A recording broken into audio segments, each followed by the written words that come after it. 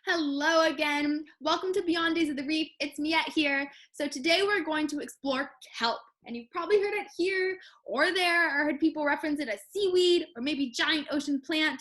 But I'm here to clear up any misconceptions or answer any questions you might have about kelp.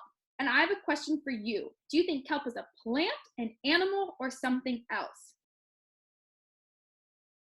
It looks like a plant, right?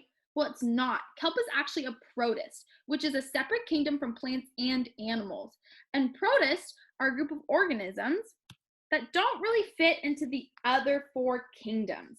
So they're kind of like an other category that our scientists aren't really sure exactly where to put them. But giant kelp and Irish moss are two types of protists that we have commonly seen, and they're called algae, which they look like a plant, but they're not a plant because they do not have stems, leaves, or true roots, but they share some characteristics, and we often like to compare giant kelp to a plant. So as you can see, the leaf on a plant is similar to the blade on kelp, the stem is similar to the stipe, and the roots are kind of similar to the holdfast. But the holdfast is not a system that collects water and nutrients like roots on a plant, and they are purely there just to anchor the holdfast to the rock below.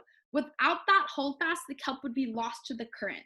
To learn more about some other cool structures of kelp and how they're super important for the kelp to survive, please continue and watch episode 2 with me.